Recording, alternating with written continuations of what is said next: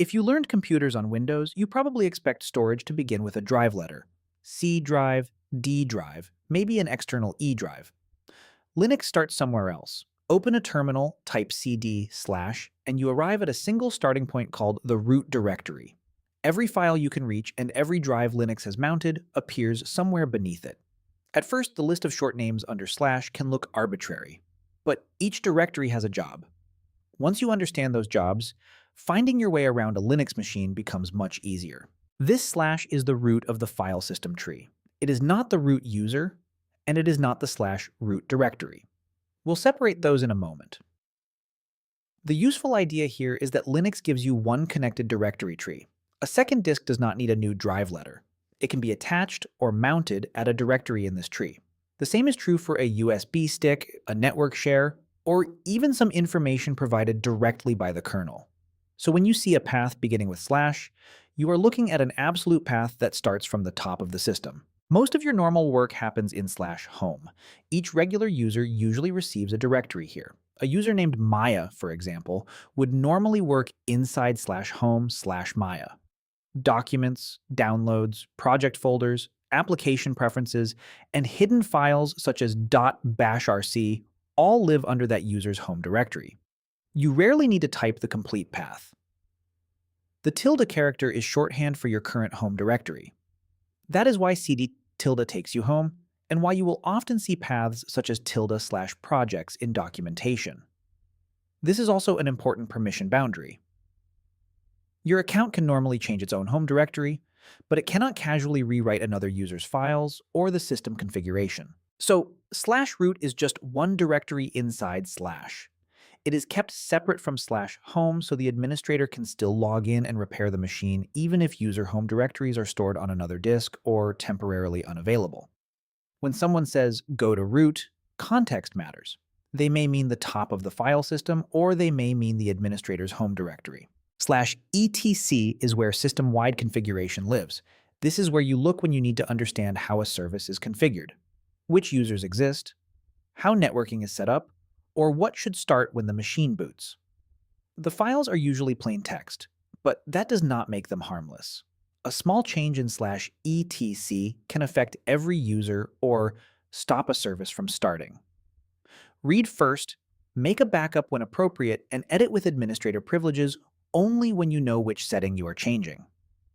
Your personal application settings usually belong in your home directory. /etc is for the machine as a whole. Many of the programs you run are stored under /usr. /usr/bin contains ordinary commands and applications. /usr/sbin contains tools mainly used for system administration. /usr/lib holds libraries and supporting files those programs need. And /usr/share contains architecture-independent data such as documentation, icons, and manual pages. You will also see /bin, /sbin, and /lib directly under the root directory. Historically, these contained the small set of commands and libraries needed very early during startup, before /usr was available. On many modern Linux distributions, those root-level directories are symbolic links into /usr. That is why ls may appear to be in /bin, while the real file is stored in /usr/bin. The old paths remain because scripts and tools still expect them. One useful correction. Despite a popular expansion you may hear online /usr is not reliably an acronym for Unix system resources. The name is historical. What matters today is its role. It holds a large portion of the installed user space system. /var is for variable data, information the system expects to change while it runs. Logs are the best known example, which is why /var/log is one of the first places administrators check during troubleshooting. But /var also holds caches, print and mail queues, package manager state, and application data that grows over time. That growth is worth remembering. If a server suddenly reports that its disk is full, an oversized log or cache under /var is a common cause. Do not delete files blindly, but do check what is consuming the space. /tmp is shared temporary workspace. Applications place short-lived files there while they are working. Some systems clear it during reboot, others remove old files according to a schedule. Either way, it is not a safe place for something you want to keep. /run is also temporary, but it has a more specific purpose. It stores runtime state created since the current boot, process IDs, sockets, lock information, and other details services use while the system is running. The contents of /run are rebuilt after each boot. Think of /tmp as temporary working space and /run as the machine's current session state. /dev is where Linux exposes devices through special files. A storage drive may appear as /dev/sda or /dev/nvme0n1. Terminals have device entries, so do pseudo devices such as /dev/null, which accepts and discards anything written to it. These entries are not ordinary files containing a copy of the hardware. They are interfaces provided by the kernel. A program can open one and use familiar read or write operations, while the kernel handles communication with the actual device. That consistent interface is one of the design ideas that makes Unix-like systems so composable. /proc looks like a directory full of files, but those files are generated by the kernel while you read them. Some describe the machine, such as /proc/cpuinfo and /proc/meminfo. Numbered directories represent running processes.